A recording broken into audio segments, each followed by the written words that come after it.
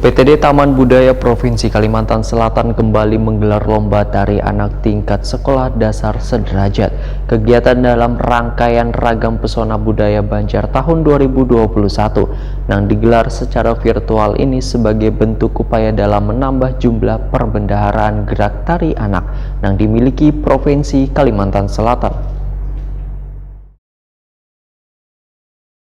UPTD Taman Budaya Provinsi Kalimantan Selatan kembali menggelar lomba tari anak tingkat sekolah dasar sederajat. Kegiatan dalam rangkaian Ragam Pesona Budaya Banjar tahun 2021 yang digelar secara virtual ini sebagai bentuk upaya dalam menambah jumlah perbendaharaan gerak tari anak yang dimiliki Provinsi Kalimantan Selatan. Sedangkan tema yang diangkat adalah permainan anak cinta lingkungan dengan jumlah peserta dibatasi hanya 20 grup. Kepala UPTD Taman Budaya Kalimantan Selatan Suharyanti SSN Wahidakuni Prima TV memandahkan diadakannya kembali perlombaan tari anak ini dikarenakan jumlah garapan tari anak masih sangat sedikit sehingga akan menambah perbendaharaan tari anak di Banua ini. Suharyanti berharap koreografer yang mengikuti lomba ini bisa membuat sebuah garapan yang menyesuaikan dengan usia anak mulai dari busana hingga bentuk gerak yang ditampilkan.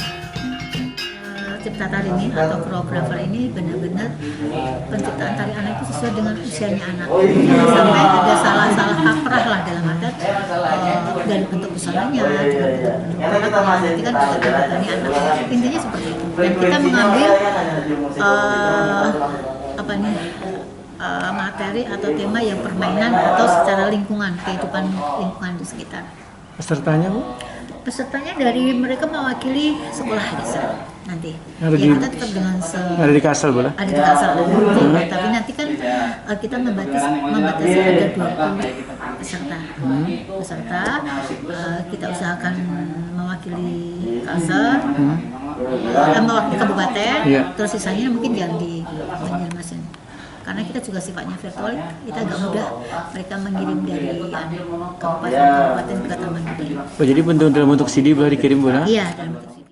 Pemenang lomba tari anak ini akan ditentukan oleh Dewan Juri yang akan memilih 5 peserta untuk ditetapkan sebagai juara mulai 1, 2, Wan 3, harapan 1, Wan 2, Wan juara favorit. Masing-masing berhak menerima piala, sertifikat, piagam, wan duit pembinaan dengan total sebesar 36 juta rupiah.